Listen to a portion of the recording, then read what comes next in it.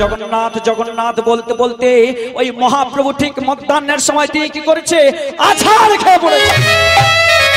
আর যেই না আছাড় খেয়ে পড়েছে, সঙ্গে সঙ্গে ওই মন্দিরের পান্ডারা একটা বেগ নিয়ে ছুটে আস্তে আস্তে ছুটে ছুটে আসছে। আর সবাই মিলে যখন মারতে উদ্যত হলো, তখন পিছন দিক থেকে একজন চিৎকার করে বলে উঠলো, মেরো না, মেরো না গো, তোমরা কেউ মেরো না। শোনো, যদি তোমরা ওই সন্ন্যাসী ঠাকুরকে যদি মারো, তাহলে তোমাদের অপরাধ হবে। জানেন না, জানেন না পুরোহিত মশাই, জানেন না এই মধ্যাহ্নের সময় জগন্নাথ মন্দিরে কোথা থেকে একটা সন্ন্যাসী এসে, না জানি নেড়া বেটা এসে কি করেছে, ওই জগন্নাথ মন্দিরে আছাড়।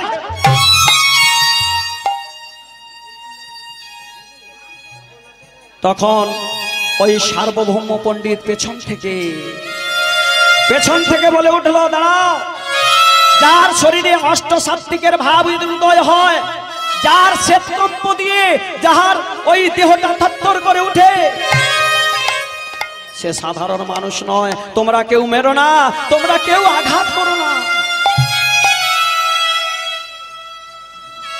লোকজনের সাহায্যে ওই সার্বভৌম পণ্ডিত কি করলো না, মহাপ্রভুকে নিজ বাড়িতে নিয়ে গেল। আর নিজ বাড়িতে নিয়ে গিয়ে উনি যখন ওই বিছানার মধ্যে শুয়ে দিয়েছে, তখনও তার ওই অষ্টশক্তির ভাবের উদয় তখনও হয়ে আছে, শুধু নয়ন জলে ভেসে যাচ্ছে, অচৈতন্য হয়ে পড়ে আছে। পাশে গিয়ে গোপীনাথ আচার্য তিনি কি করলেন, কর্ণকুহরে হরিনাম করতে লাগলেন। আর যেই না হরিনাম করেছে, মহাপ্রভু আমার হরিবল হরিবল বলে উঠে বসেছে। আরে যেই না হরিবল বলে উঠে বসেছে, সার্বভৌম পণ্ডিত তিনি ছিল 80 বৎসরের বৃদ্ধ। তিনি কি করেছে, তিনি ছুটে গিয়ে ওই সন্ন্যাসী ঠাকুরের চরণে পড়ে গিয়েছে। পড়ে গিয়ে যেই না প্রণাম করেছে, অমনি মহাপ্রভু তাকে আশীর্বাদ করছে, কৃষ্ণ পদে মতি হো। কি বললে, কি বললে তুমি? তুমি না সন্ন্যাসী, আর তুমি সন্ন্যাসী হয়ে তুমি সন্ন্যাসীর মন্ত্র তোমার মনে হয় ভালো করে জানা নেই। যদি কেউ সন্ন্যাস ধর্ম নেয়, তাকে যখন ওই মানুষ কেউ ভক্ত কেউ প্রণাম করবে, তাকে এই আশীর্বাদ করতে হয়, চিরজীবী হও, না হলে তুমি তা না হয়ে তুমি কি বলছো, তুমি বলছো কৃষ্ণ পদে মতি হো। তুমি কে, তুমি কে গো? পাশে ছিল গোপীনাথ আচার্য, তিনি বলে উঠলেন, জানেন না, জানেন না প্রভু, এ কে জানেন? ওই সার্বভৌম পণ্ডিতের ভগ্নিপতি, উনি বলে উঠলেন, এ হলো সেই নবদ্বীপের নিমাই পণ্ডিত। ও নিমাই বেটা, তুমি তো খুব ধন গো, আমাদের খুব আলালের দুলাল। অনেকদিন থেকে চিন্তা করছি যে তোমার সঙ্গে একটু শাস্ত্র নিয়ে আলোচনা করব। মহাপ্রভু বললেন, বেশ, তাহলে একদিন বসা যা। দেখতে দেখতে ওই দিন এলো, দুজনে করলো শাস্ত্র আলোচনা। শাস্ত্র আলোচনা করতে করতে দেখা গেল কি, ওই 80 বৎসরের বৃদ্ধ কে সার্বভৌম পণ্ডিত ওখানে ওই মহাপ্রভুর কাছে হেরে গেল। আর যেই না হেরে গেল, সঙ্গে সঙ্গে দরজা জানলা বন্ধ করে দিয়ে ওই সার্বভৌম পণ্ডিত নয়ন জলে কাঁদছে গো, নয়ন জলে ভেসে যায়। দরজা জানলা সব বন্ধ করে দিয়ে 80 বৎসরের বৃদ্ধ, ওই 80 বৎসরের বৃদ্ধ নিচের দিকে অধবদন করে বসে বসে কাঁদছে। আর কি বলছে,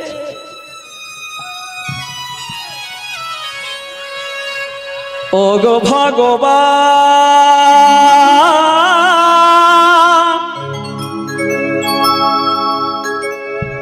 আমি কি তোমার নই? ওই 80 বৎসরের বৃদ্ধা সার্বভৌম পণ্ডিত নয়নে জলে কাঁদছে। তবে কেন এত ব্যথা দেয়? হরি বল হরি বল। তবে কেন এত ব্যথা দেয়? ও ভগবান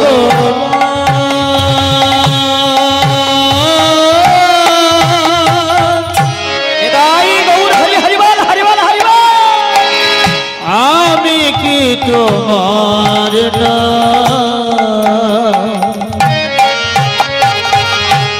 তবে কেন এত ব্যথা তবে কেন এত ব্যথা কোন জন্মে কি বা বলে কোন জনমে কি বা বলে কোন জনমে কি বা বলে কোন জনমে কি বা বলে কেন তুমি আমার কাঁদা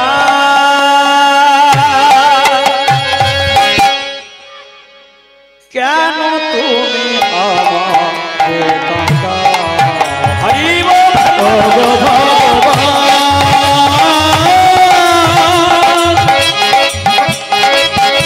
আমি কি তোমার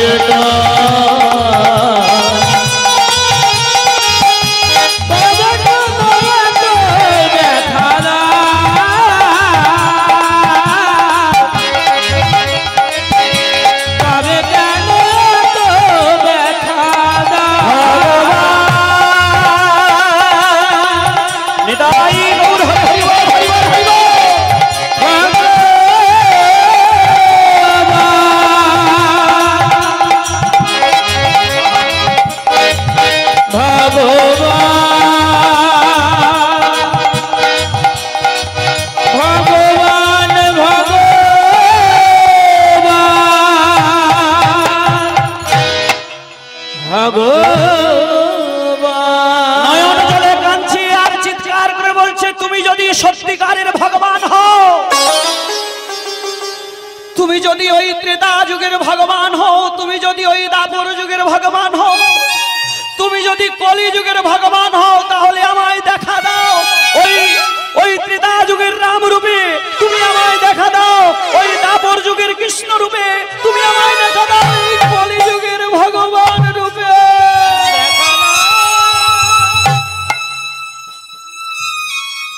নয়ন জলে যখন কাঁদছে তখন ওই অন্ধকার ঘরে হঠাৎ করে বলে উঠল সার্বভৌম, কে আমার নাম ধরে ডাকে? এ জগতে আমার নাম ধরে কেউ তো ডাকে নাই, তাহলে তুমি কে? সার্বভৌম তুমি দেখো বদন তোলো, ওই 80 বৎসরের বৃদ্ধের চোখ দুটি জবা ফুলের মতো লাল হয়ে গেছে, ঠিক মতো তাকাতে পারছে না। দেখতে পেল যেন হঠাৎ দেখা যাচ্ছে ওই ঊর্ধ্ব হস্তে ধনুর্ধর, মধ্য হস্তে বংশীধারী আর নিম্ন হস্তে দণ্ডকমণ্ডলু, তিনি হলেন এই কলিযুগের ভগবান। আর যেই না দেখেছি অমনি নয়ন জলে ভাসতে ভাসতে বলছে প্রভু, প্রভু গো তুমি যখন এসেছো, তুমি যখন কৃপা করে আমার এইখানে এসেছো প্রভু, একটু কৃপা করে দাঁড়াও প্রভু। আমার তো 80 বছর বয়স হয়ে গেছে প্রভু, না জানি কোনোদিন না কোনোদিন যদি আমার বিস্মরণ হয়ে যায়, তাহলে প্রভু তার জন্য আমি আমার এই ভাঙা দেওয়ালে আমি তোমার ওই সরভুজ মূর্তিকে আমি অঙ্কন করে রাখবো। তাই তিনি কি করলেন, নিজের হাতে তিনি ওই অহংকারের কলম ত্যাগ করে ওই ভক্তির তুলিকা নিয়ে তিনি লিখলেন, কি লিখলেন?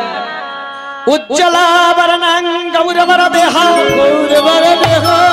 বিলাসিত নিরাবধি ভাব বিদেহম ত্রিভুবন পাবন কৃপয়ালে সং প্রণমামি চ শ্রী সচিতন। রাধে রাধে। জয় নিতাই। সুখবর এসেছে বাবা, চঞ্চল হয়ে যাবে না। সবার উদ্দেশ্যে কর্তৃপক্ষের বিনম্র নিবেদন, নিমন্ত্রিত হোক বা বিনা নিমন্ত্রিত হোক, যেনারাই আছেন বা হরিবাসরে এসেছেন, সবার চরণ ধরে এই নিবেদন যে এই হরিবাসরের বিশ্রামের কালে আপনারা কেউ বাড়ি চলে যাবেন না। ভগবানের অধরমৃত প্রসাদ সেবা করেই তারপর আপনারা বাড়ির দিকে রওনা হবেন। এই যে নিমন্ত্রণটা দিলাম, আপনারা স্বীকার করলেন তো নাকি? স্বীকার করলেন? খালি তাকিয়ে থাকে। স্বীকার করলেন? হ্যাঁ বললে হবে। নিতাই গৌর প্রেমানন্দে হরি হরি বল। এটা তো বলতে হবে। আমি শুনেছি নাকি এই তাজপুরে অনেক ভক্ত রয়েছে। হ্যাঁ, অনেক ভক্তবৃন্দরা রয়েছে এখানে। হরিবাসরে অনেক ভক্ত আসে, অনেক ভক্ত কীর্তন শুনে, ভাগবত পাঠ শুনে। তা মা, আপনাদের চরণ ধরে এই নিবেদন, আপনারা কেউ হরিবাসরের শেষে কেউ চলে যাবেন না, প্রসাদ পেয়ে তারপর বাড়ি ফিরবেন। আচ্ছা, প্রসাদ খাবেন না পাবেন? প্রসাদ খাবেন না পাবেন? কোনটা?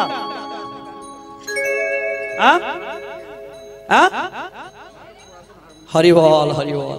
প্রসাদ পাওয়া খাওয়া যদি মনে করেন ভাগ্যে থাকলে কি হবে, ভাগ্যে নেই কো ঘি ঠকঠকালে হবে কি, তাই না? প্রসাদ পেতে হয়, ভগবানের দর্শন করতে হয়, হরিনাম শুনতে হয়, তারপর প্রসাদ পেতে হয়। কি হলো? এই সার্বভৌম পণ্ডিত তিনি যখন এইভাবে লিখছেন, আরো লিখলেন, কি লিখলেন? গদ গদ অন্তর ভাব বিকারম, গদ গদ অন্তর হরিবল হরিবল ভাব বিকার, গদ গদ অন্তর, গদ গদ অন্তর ভাব বিকার, গদ গদ অন্তর ভাব বিকার, দুর্জন তার জান নাদা বিশালা, দুর্জন তার জন নাদ বিশাল, ভব ভয় ভঞ্জন কারুণ্য করুণ, ভব ভয় ভঞ্জন কারণ করুণ, তং প্রণমামি চ শ্রী সচিতনয় উজ্জ্বল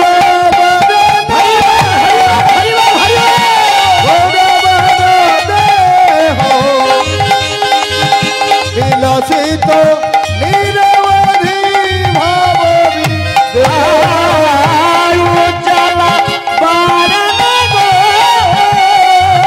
হরি হরি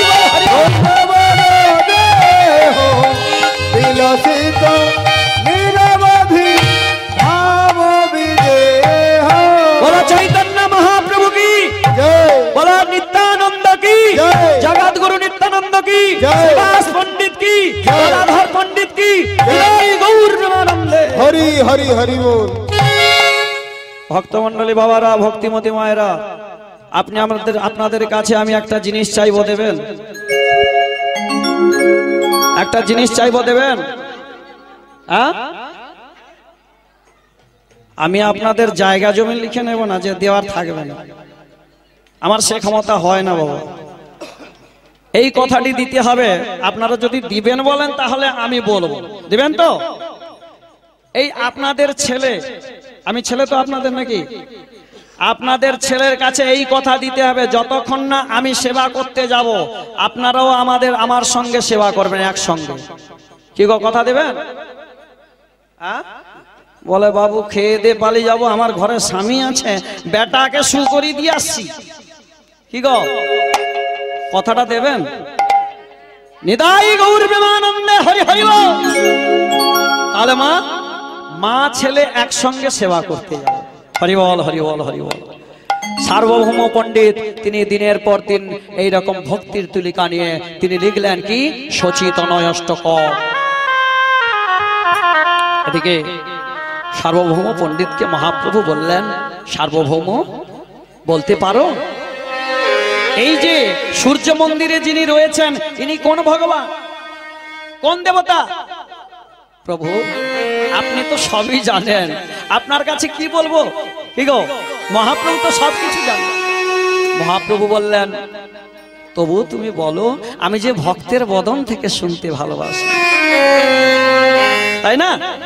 তাই সার্বভৌম পণ্ডিত তিনি কি করলেন, তিনি সেইখানে ওই ভগবানের কাছে একটি একটি করে ব্যাখ্যা করতে লাগলেন। এই যে লীলাখানি হবে, এই লীলাতে জানতে পারবো যে দেবতাগণ যেখানে নেমেছিল সেই জায়গাটার নাম কি? কি এই মন্দিরটা কে তৈরি করেছিল? এই মূর্তিটা কে সৃষ্টি করেছিল?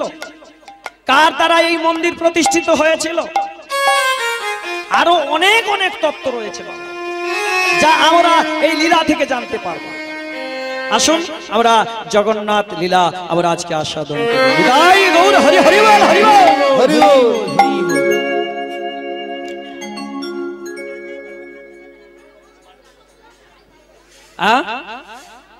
যে জায়গায় তাহলে ভগবান এসে, যে জায়গায় দেবতাগণ নেমেছিল তার নাম কি বাবা? ওই জন্য স্থির করে শুনতে হয়, যতক্ষণ জল নড়ে ততক্ষণ মুখ দেখা যায় না। একটু বসলাম, আমি এত পাণ্ডিত্য করে নিয়েছি, আমি একটা ভক্তমাল গ্রন্থ নিয়েছি, ওই গোপাল দাস কতগুলো ভুল বলে আমি দেখব। বুঝেছেন বাবা? এগুলো শুনতে হয়। ইন্দ্রদুম্ন রাজা তো তিনি জগন্নাথকে সৃষ্টি করছেন, কিভাবে সৃষ্টি করলেন? লীলাখানি শুনতে হয় বাবা। জয় নিতাই। আসুন একদিনকে ওই ইন্দ্রদুম্ন রাজা, তিনি আজ থেকে বহুকাল আগেকার কথা, ওই ইন্দ্রদুম্ন নামে এক রাজা ছিলেন। তিনি হলো দৈবালকের পুত্র, অর্থাৎ তিনি ওই কুশ অর্থাৎ রামচন্দ্রের ছেলে লবকুশ, কুশের 19তম পুরুষ। বুঝতে পেরেছেন? কুশের 19তম পুরুষ কে? ইন্দ্রদুম্ন রাজা। ইন্দ্রদুম্ন নামে রাজা পরম ইন্দ্রদুম্ন নামে রাজা পরম ইন্দ্রদুম্ন নামে রাজা, রাজা পরম ইন্দ্রদুম্ন নামে রাজা পরম কৃষ্ণমূর্তি স্থাপিবারে, স্থাপিবারে বিষ্ণুমূর্তি স্থাপিবারে, কৃষ্ণমূর্তি স্থাপিবারে করয়ে চিন্তন। ইন্দ্রদুম্ন নামে রাজা পরম ইন্দ্রদুম্ন নামে রাজা পরম রাজা নয়ন জলে ভেসে যায় রে, নয়ন জলে ভেসে যায় রে, রাজা নয়ন জলে ভেসে যায় রে, রাজা নয়ন জলে এসে যায় রে রাজা নয়ন জলে সদাই কৃষ্ণ কৃষ্ণ কৃষ্ণ বলে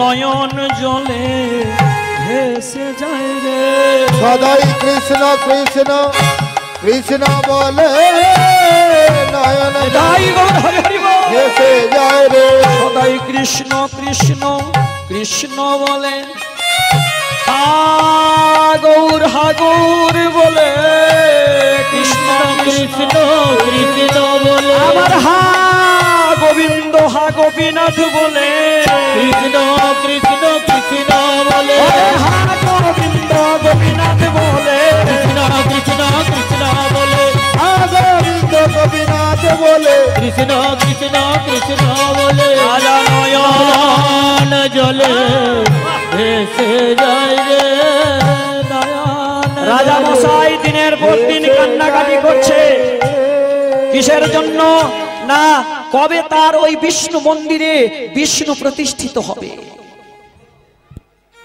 দেখতে দেখতে দিন যায় মাস যায় বৎসর কেটে যায় একদিন কৃষ্ণ অষ্টমী তিথির মধ্যে ওই রাজা মশাই কি করেছে যখন ওই রাত্রি বেলায় পালঙ্কে শুয়ে আছে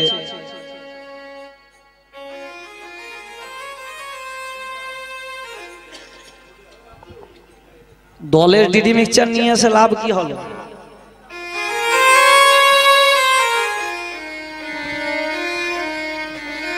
কত দিবে কত নেব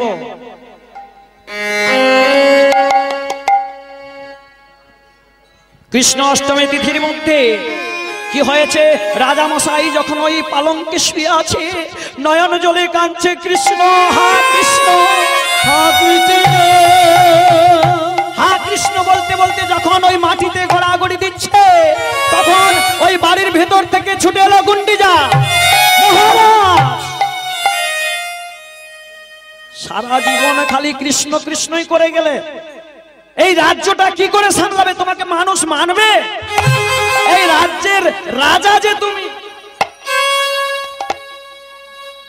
তখন ওই রাজা মশাই কেঁদে কেঁদে বলছেন ওগো গুন্ডিজা তুমি তো জানো নাই ইহ জগতের বিষ্ণু প্রতিষ্ঠা করতে হবে এই বিষ্ণু প্রতিষ্ঠা করবার জন্য আমার যে ওই মাধবের প্রতিষ্ঠা করব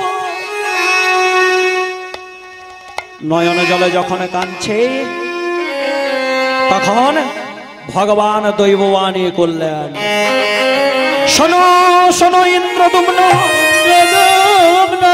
ভক্ত আমার নীলগিরি পর্বত মধ্যে পূজা করিছে আমার পূজা করিছে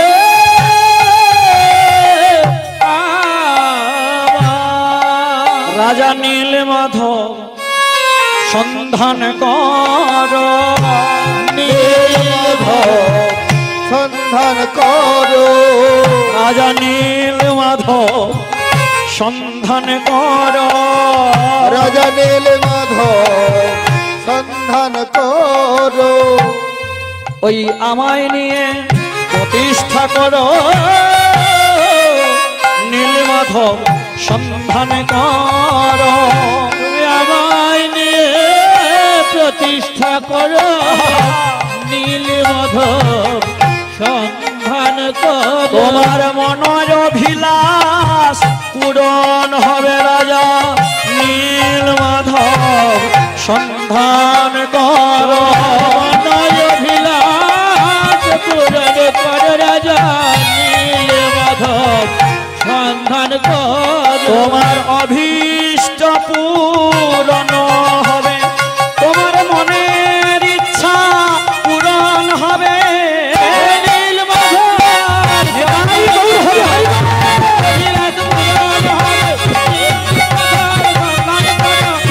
অভিলাষ পূর্ণ হবে রাজা নীলমাধব সন্ধান কর রাজা নীল মাধব সন্ধান করো দেখতে দেখতে প্রভাত হয়ে এলো আর যেই না প্রভাত হয়ে এলো ওই রাজামশাই ঢেরা পাঠিয়ে জানিয়ে দিলেন, শোনো শোনো, রাজ্যের ওই ভক্তগণ ব্রাহ্মণগণ ওই নীলগিরি পর্বতের মধ্যে যদি কেউ আমার ওই মাধবকে সন্ধান করে দিতে পারো, তাহলে আমি 1 লক্ষ স্বর্ণ মুদ্রা আর একটি গ্রাম আমি দান করে দেব। কতজন ব্রাহ্মণ ছুটে এলো, ছুটে এসে ওই রাজামশাইকে বললেন, রাজামশাই আমরা যাব ওই নীলগিরি গুহার কাছে, আমরা ওই মাধবকে খুঁজতে। বেশ বেশ ভালো কথা, তোমরা তাহলে যাও। ওই ব্রাহ্মণেরা বলে উঠলেন, রাজামশাই তাহলে তাহলে আমাদেরকে ওই আপনি যে বলেছেন 1 লক্ষ স্বর্ণ, ও ঠিকই কথা বলেছো, মনে পড়েছে মনে পড়েছে, আমি 1 লক্ষ স্বর্ণ মুদ্রা আর একটি গ্রাম তোমাদেরকে আমি দান করব। চলো চলো চলো, সবাই মিলে ছুটতে ছুটতে চলেছে। আর বদনে কি গাইছে, জয় কৃষ্ণ গোবিন্দ হরে মুরারে, হে নাথ নারায়ণ বাসুদেব হরি বল। কৃষ্ণ গোবিন্দ হরে মুরারে, হে নাথ নারায়ণ বাসুদেব। কৃষ্ণ গোবিন্দ হরি বল, হরি বল, হরি বল, হরি বল। নারায়ণ বাসুদেব। জয় কৃষ্ণ গোবিন্দ হরে মুরারে, হে নাথ নারায়ণ বাসুদেব। কৃষ্ণ গোবিন্দ হরে মুরারি, হে নাথ নারায়ণ বাসুদেব। একমাত্র শাখা স্বামী হমারে, একমাত্র শাখা স্বামী হমারে, একমাত্র শাখা স্বামী হমারে, একমাত্র শাখা স্বামী হমারে। হে নাথ নারায়ণ বাসুদেব। কৃষ্ণ গোবিন্দ হরি বল, হরি বল, হরি বল। নারায়ণ বাসুদেব। কৃষ্ণ গোবিন্দ হরে মুরারে, হে নাথ নারায়ণ বাসুদেব। বড় চৈতন্য মহাপ্রভু কি, জগৎগুরু নিত্যানন্দ কি, ওদিকের হলো কি। যারা একটু চালাক হয়ে গেছে তারা হাত নামিয়ে নিয়েছে বাবা। ওই বলেছে না, কৃষ্ণ নাম হরি নাম বড়ই মধুর, যেইজন কৃষ্ণ ভজে সে বড় চতুর। ওই একবার যদি শুনে নেয় ও বেটা চতুর হয়ে। ওদিকের হলো মানে আমি সেবার কথা বলছি না, এরকম ভাববেন না যে এই ছেলেটা ওই দিকের কথা মানে সেবার কথা বলছে। ওই লীলার হলো কি, দেখতে দেখতে ওই ব্রাহ্মণ গুলো কি করেছে না, কোথাও খুঁজে পেল না। ওরা ফিরে এলো, ফিরে এসে ওই রাজা মশাইকে বলছে, রাজা মশাই আমরা মাধবের সন্ধান পাইনি। কি বললে, কি বললে তোমরা, মাধবের সন্ধান তোমরা পেল না? হা মাধব নয়ন জলে কেঁদে উঠল, কেঁদে যখন ওই মাটিতে গড়াগড়ি দিচ্ছে, পাশ থেকে একজন বলে উঠলো, রাজা মশাইয়ের জয় হোক, রাজা মশাইয়ের জয় হোক, রাজা মশাইয়ের জয় হোক। এরা ঘুমাচ্ছে নাকি? রাজা মশাইয়ের জয় হোক, জয়টাতে না হলে রাজা সানিত অস্ত্রতে কেটে দেবে। কি রাজা মশাইয়ের জয় হোক যখন বলছে, তখন রাজা মশাই হকচকিয়ে গেলেন, হঠাৎ উঠে দাঁড়ালেন। কি হলো, কে আমার জয় দেয়? দেখে না সামনে একজন ব্রাহ্মণ দাঁড়িয়ে আছে। সে কে? সে হলো বিদ্যাপতি। বললেন, আমি যে রাজপুরোহিত, আমার নাম বিদ্যাপতি। রাজা মশাই তুমি কেন এইভাবে কাঁদছো, কেন এইভাবে রাজা হয়ে মাটিতে গড়াগড়ি দিচ্ছ? না জানি তোমার রানী তোমাকে কত কটূক্তি কথা বলছে। রাজা মশাই বললেন, আমার নীলমাধব কোথায় গেলে পাবো, কোথায় গেলে আমি নীলমাধবের সন্ধান পাবো? বিদ্যাপতি বলে উঠলেন, রাজা মশাই আমি সন্ধান দেব। বেশ তো, তুমি যদি সন্ধান দিতে পারো তাহলে তোমাকে আমি 2 লক্ষ স্বর্ণ মুদ্রা সঙ্গে 2টি গ্রাম তোমায় আমি দান করে দেব। বিদ্যাপতি মনে মনে চিন্তা করলো, আমি যদি ওই সোনা দানা মানিকের জন্য আমি নীলমাধবের খোঁজে যাই, নীলমাধব আমি পাবো না।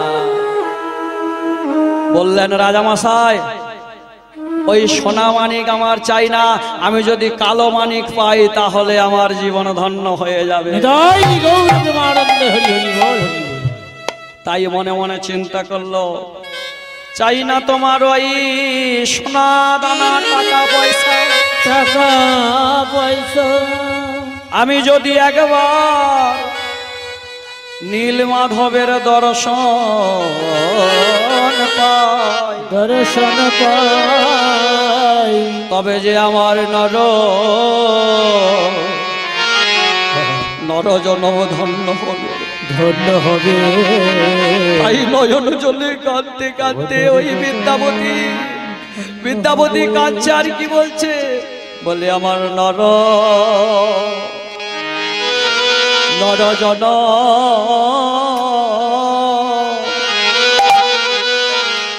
নরজনম ধন্য ধন্য হবে। তাই গৌর হরি হরি বল।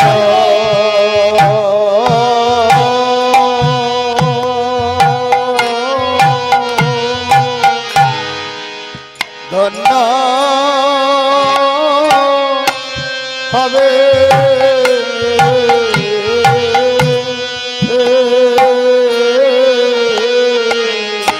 যদি আমি নীলমাধবের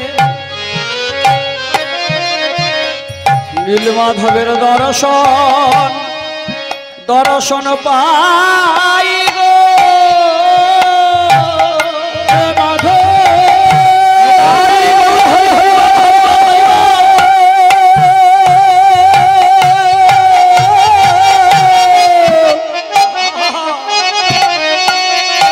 আমি যদি দর্শন পাই,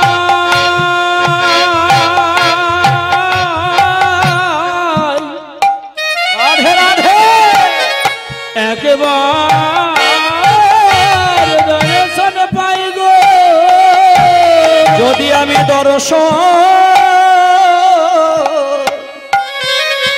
যদি নীলমাধবের দর্শন পাই, আমার নরজনম ধন্য হবে। আমার নরজন বিদায় গৌর হরি হরি বল। ধন্য ধন্য হবে। রাজামশাই বললেন, যাও তাহলে বেশ, তুমি যাও নীলমাধবের খোঁজো, নীলমাধবকে অন্বেষণ করো। তাই বিদ্যাপতি ওখান থেকে বিদায় নিয়ে চলে গেল। আর কি বলছে, যদি আমি ওই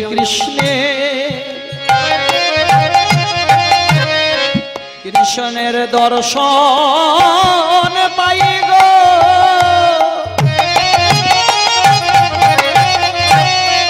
ও নীলমাধব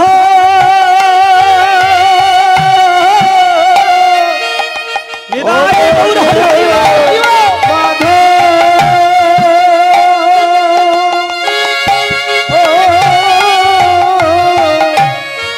একবার দেখা পাই গো ও নীলমাধব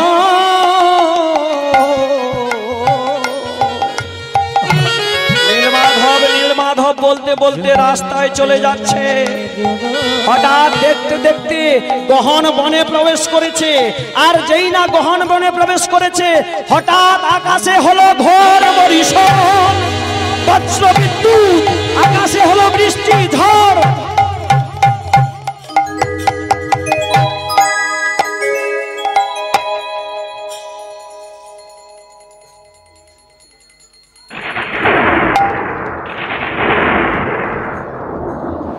যখন ঝড় হচ্ছে বাবা, বিদ্যাপতি ঝড়ের ভয়েও পিছু হটলেন না। মাধব মাধব বলতে বলতে ছুটে চলে গেল, ছুটতে ছুটতে চলেছে আর বলছে, মাধব মাধব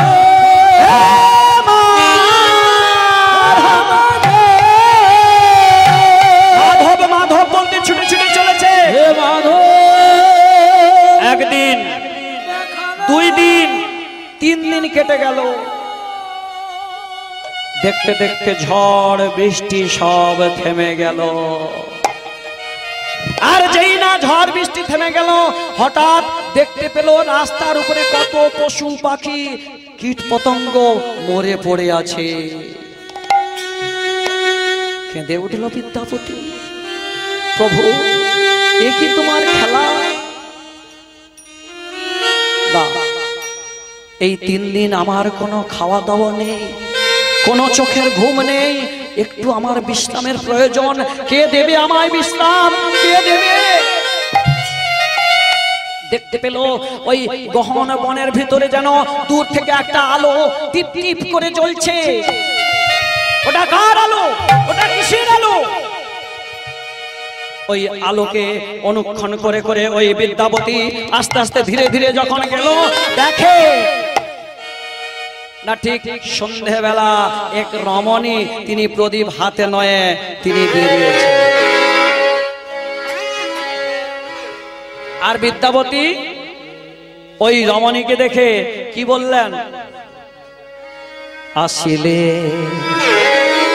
কে গো বিদেশিনী, কে তুমি? আসিলে কে গো বিদেশিনী,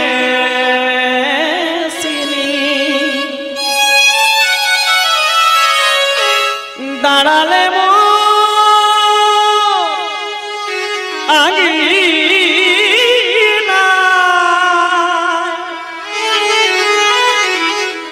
আসিলে কে গো বিদেশিনী,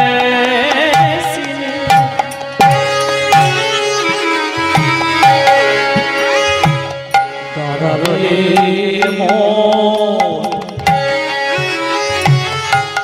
মোর আগে না। আসিলে কে গো বিদেশিনী।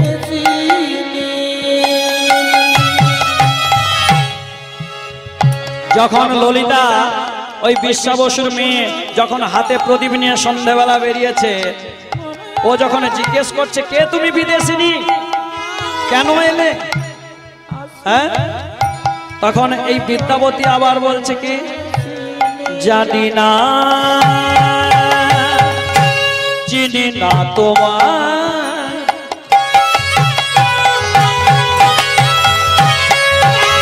কে তুমি? এই অন্ধকারে এই ঘন ঘটা জঙ্গলে তুমি কে? তখন ললিতা বলছে কি, জানি না চিনি না তোমার, কেমনে ঘরে দেব ঠাই, অমনি আসে তো সবাই, হাতে ফুল চোখে নয়ন জল, আসিলে কে গো বিদেশিনী। নিতাই গৌর হরি হরি আসিলে কে গো বিদেশিনী, দাঁড়ালে আঙিনায়, আসিলে কে গো বিদেশিনী। নিতাই গৌর হরি হরি হরি। কে গো বিদেশিনী। আসিলে আসিলে আসিলে কে গো বিদেশিনী। কে কে তুমি?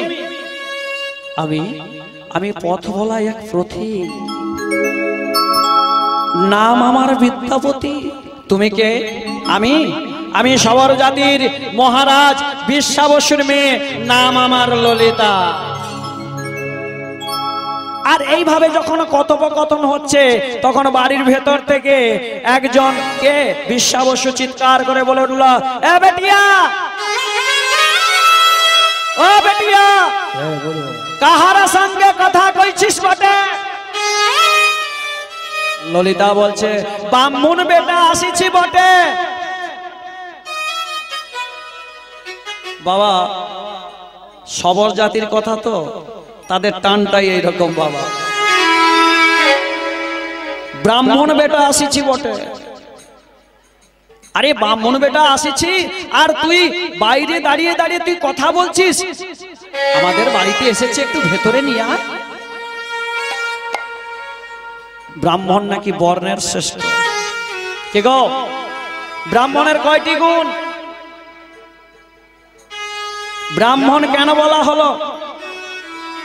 ব্রাহ্মণের 9টি গুণ।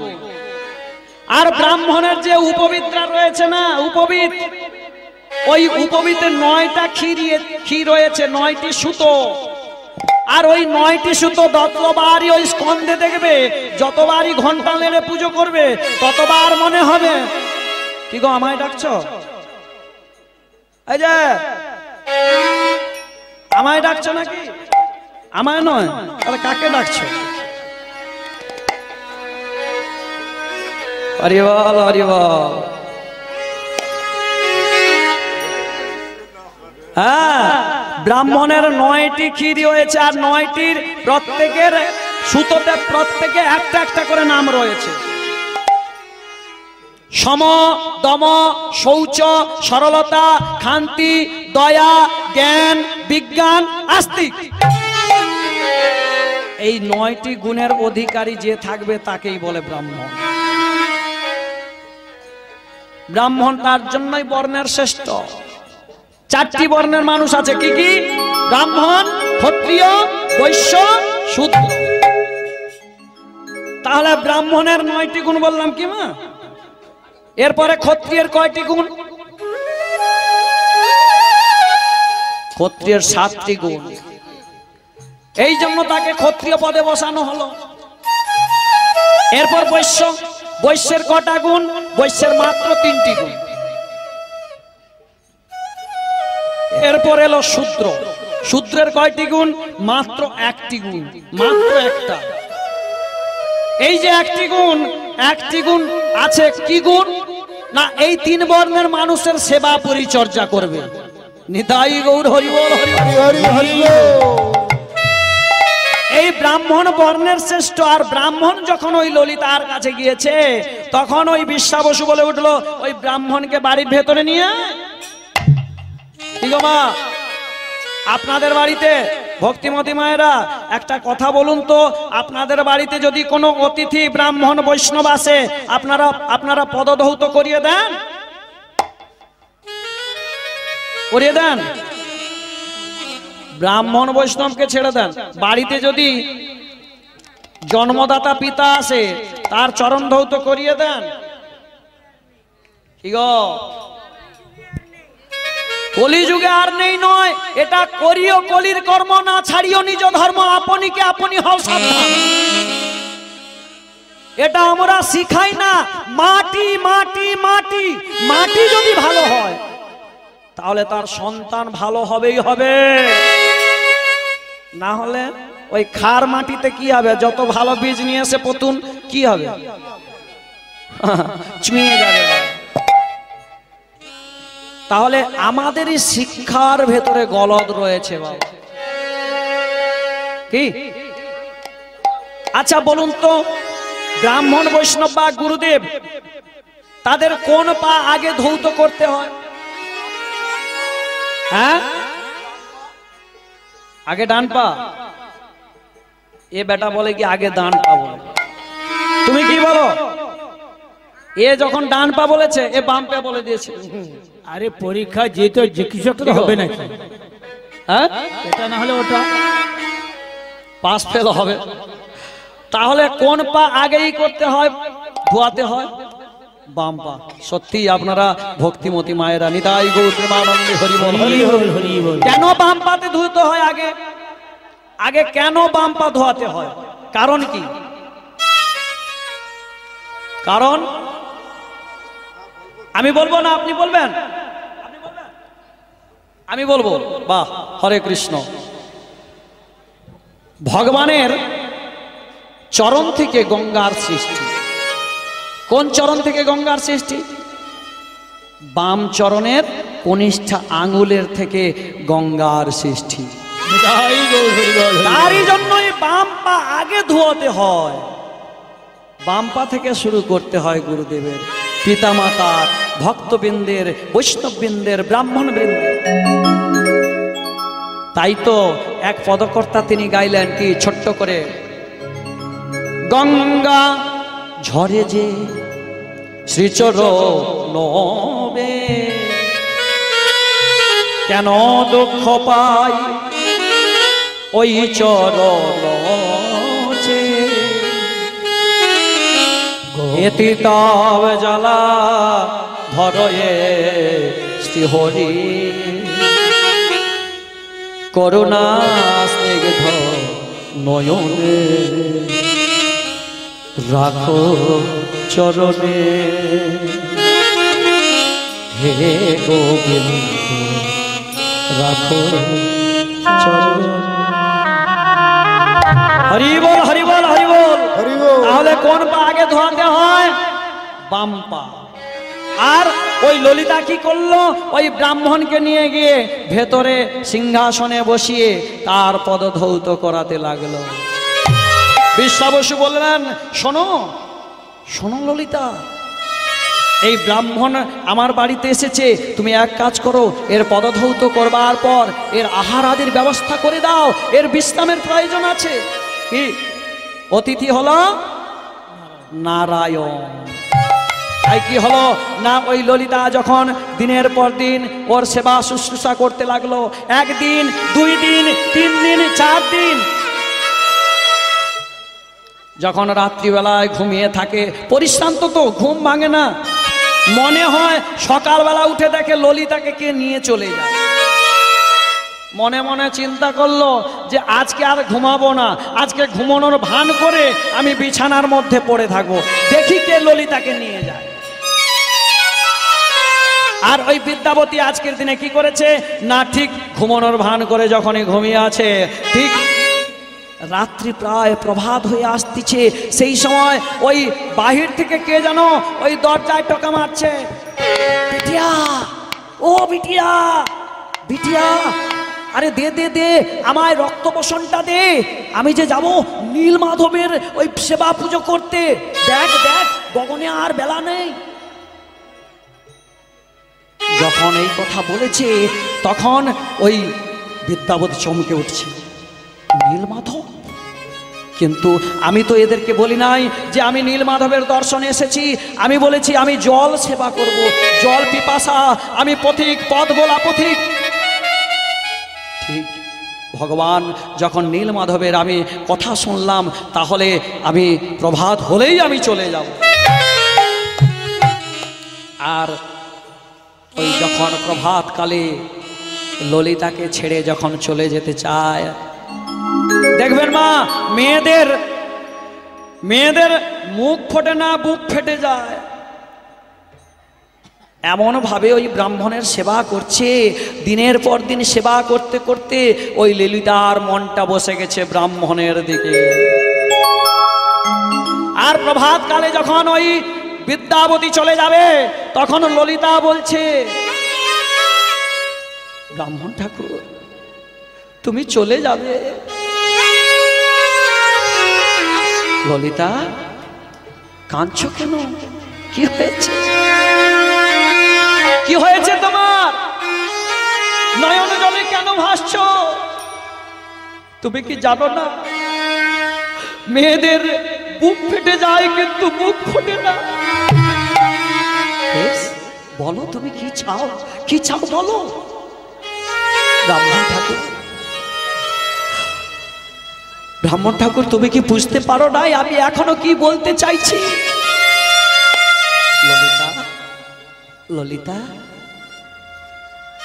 তুমি কি চাইছো মুখ ফুটে বলো, তুমি যা চাইবে আমি তোমায় তাই দেব।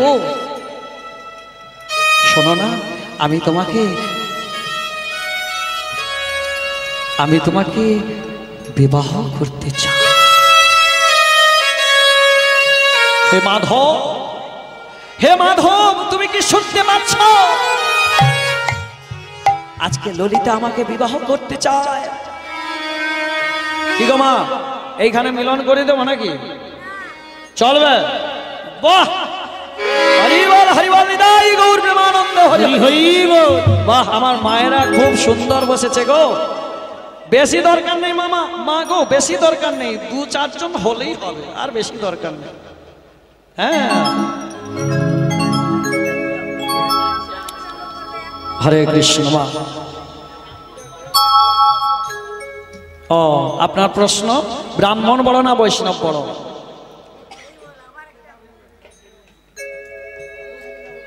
আমি বললাম কি ব্রাহ্মণের কয়টি গুণ? এক্ষুনি বলেছিলাম 9টি গুণ। তাহলে ব্রাহ্মণের যদি 9টি গুণ হয়, তাহলে বৈষ্ণবের কয়টি গুণ জানতে হবে? বৈষ্ণবের 26টা গুণ। তার জন্য ভোলানাথকে সব থেকে বড় বৈষ্ণব বলা হয়েছিল। এখনকার দিনে তো বৈষ্ণব ভোলানাথকে গেঁজা খাওয়াচ্ছে, ব্রাহ্মণরা ভোলানাথকে গেঁজা খাওয়াচ্ছে। বাবা, সত্যিকারের কথা, কোথাও দেখাতে পারবেন ভোলানাথ গেঁজা খেয়েছিল? দেখাতে পারবেন কোন শাস্ত্রে আছে? এগুলো আমাদের রূপ, আমরা রূপ দিয়েছি। যে ভগবান নিজের বাড়ি ছেড়ে দিয়ে, নিজের সংসার ছেড়ে দিয়ে ওই শ্মশানে বসে থাকে হরিনাম শোনবার জন্য, যারা ভক্ত হয় তাদের ছাই ভস্য নিজের দেহে মাখে। কি গো, তিনি নাকি গেঁজা সেবা করবে? আর যে ভক্তরা দেখবেন, আবার দেখবেন বৈষ্ণবরা শিবের প্রসাদ খেতে চায় না। শাস্ত্রে বলেছে কোন যদি বৈষ্ণব শিবের প্রসাদ না খায়, তাকে বৈষ্ণব বলে বলা যায়। এটা ভগবান ভোলানাথ নিজেই বলেছে। কোথায় বলেছে? পদ্ম পুরাণে। যদি আপনারা দেখতে চান, আমার কাছে একটি গ্রন্থ রয়েছে, দ্বাদশ মহাজন বলে একটি গ্রন্থ আছে, সেই গ্রন্থে লেখা আছে। বাবা, এটা আমার কথা নয়। তাহলে এই ভোলানাথ সব থেকে বড় বৈষ্ণব। কেন? যে কিছুই জানে না, যে নিজের বসনটুকু ভুলে যায় হরিনামের জন্য, তাহলে তার মতো আর বৈষ্ণব রয়েছে? তাহলে জগতে সব থেকে বড় কে? বৈষ্ণব। কিন্তু বৈষ্ণবের আবার একটি গুণ রয়েছে, কি?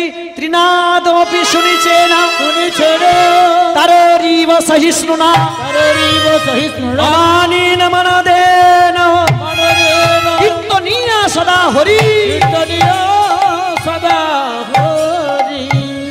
বৈষ্ণব যদি ব্রাহ্মণকে দেখে আগে গিয়ে ছুটে গিয়ে প্রণাম করে। কেন প্রণাম করে? তৃণাদপি শুনিছেন, তৃণের থেকে অর্থাৎ ঘাসের থেকে আরো নিচে হতে বললেন। দুর্বা ঘাসে যদি আমরা পা তুলি, আবার এক ধারে উঠে পড়ে, তার থেকেও নিচু হতে বললেন। তৃণাদপি শুনিছেন তাররিব সহিষ্ণু না। তরু অর্থাৎ গাছকে যদি কাটা হয়, গাছ কি বলে যে আমায় জল দাও, কেন আমায় কাটছিস? বলে। তার থেকে আরো সহিষ্ণুতা হতে হবে। তররিব সহিষ্ণু না, অমানীন মানদেন। অমানী মানে যারা মান পাওয়ার যোগ্য নয়, তাকে মান দিতে বলেছে। গীতাতে বললেন কেউ যদি মদ্যপ হয়, শুনে রাখুন, গীতাতে বললেন কেউ যদি মদ্যপ হয়, সে যদি অনাচারী হয়, ব্যভিচারী হয়, কামাচারী হয়, যদি একবার আমার নাম নেয়, শুদ্ধ ভাবে যদি আমার নাম নেয়, তাকে জানবে হে পার্থেয়, হে কুন্তীয়, তুমি জানবে সে বৈষ্ণব। তাই অমানীন মানদেন কীর্তনীয়া সদা হরি। সদাই বদনে হরি নাম থাকবে। যাহারে দেখিয়ে আইসে মুখে কৃষ্ণ নাম, তাহারে জানিও বৈষ্ণব প্রধান। বৈষ্ণব বড়। কিন্তু বাবা, ব্রাহ্মণ যখন আমাদের বাড়িতে আসবে, আমাদের উচিত, বৈষ্ণবের উচিত যে ব্রাহ্মণের চরণ ধুলি দেওয়া। আবার ব্রাহ্মণের বাড়িতে যদি বৈষ্ণব যায়, তাদেরও উচিত যে বৈষ্ণবের পদধূলি দিতে হবে। এ নিয়ে একটা গল্প আছে বাবা, বলতে গেলে আবার অন্যদিকে বেরিয়ে যাবে। 60,000 মুনি ঋষির মধ্যে ভৃগু মুনিকে দায়িত্ব দেওয়া হয়েছিল। ব্রহ্মা বিষ্ণু, মহেশ্বর, এই তিনজনের মধ্যে বড় কে? কে বড় হবে? হ্যাঁ হ্যাঁ, ভৃগুমুনির পদচিহ্ন কৃষ্ণের বুকে, নারায়ণের বুকে। কেন না? ব্রহ্মা ছিল তিনি রজগুণের, ভোলানাথ ছিল তমগুণের, আর সত্যগুণের ছিল কে? নারায়ণ। ঠিক, যে মা জন্ম দেয় সে বড়, না যে পালন করে সে বড়, না যে মেরে ফেলে সে বড়? কোনজন বড়? পালন করে যে সে বড়। তাহলে এখানে সৃষ্টিকর্তাকে ব্রহ্মা, পালনকর্তাকে বিষ্ণু, আর লয়কর্তাকে ভোলানাথ। ওই ভৃগুমুনি তিনজনকে পরীক্ষা করতে গিয়েছিল, বলে এত বড় শক্ত কাজ কারুর দ্বারাই হবে না, ভৃগুমুনি তোমাকে নিতে হবে। ভৃগুমুনি কি করেছে? প্রথমে ব্রহ্মার কাছে গিয়েছে, ব্রহ্মলোকে গিয়ে বলছে, হে ব্রহ্মণদেবে, ভৃগু তুমি আমারই পুত্র হয়ে আর তুমি আমাকে একবার জয় দিলে না, হ্যাঁ? তুমি কেমন ব্রাহ্মণ, কেমন ঋষি? চিন্তা করলেন ভৃগুমুনি, না না না না না, ইনি শ্রেষ্ঠত্ব লাভ করতে পারবে না। ছুটে গেল কোথায়? না শিবলোকে, কৈলাসে। কৈলাসে ভোলানাথ কি করছে? সেই সময় পার্বতীকে নিয়ে তিনি ভাগবত কথা আলোচনা করছে সত্য, কিন্তু সেই সময় তার নিজের কোলে বসিয়ে ভাগবতের কথা আলোচনা করছে। আর ভৃগুমুনি কি করেছে? না বলে ওই বাড়ির ভেতরে ঢুকে গেছে। আর যেই না প্রবেশ করেছে অমনি ভোলানাথ রেগে গেছে। তুমি জানো না কারুর বাড়িতে যেতে হলে নক করে ঢুকতে হয়? এটা তুমি জানো না? হ্যাঁ, তুমি না নক করে ঢুকলে আমি বা তোমার মা কেমন ভাবে রয়েছি, তুমি এটা কি করলে? সঙ্গে সঙ্গে রেগে গিয়ে যেই না ত্রিশূল দিয়ে মারবে উদ্যত, মা পার্বতী থামিয়ে দিলেন, এ তো তোমারই ছেলে, ছেলে যদি কোনো দোষ করে তাহলে পিতার কর্তব্য কি ছেলের দোষকে মাফ করে দেওয়া, ক্ষমা করে দেওয়া।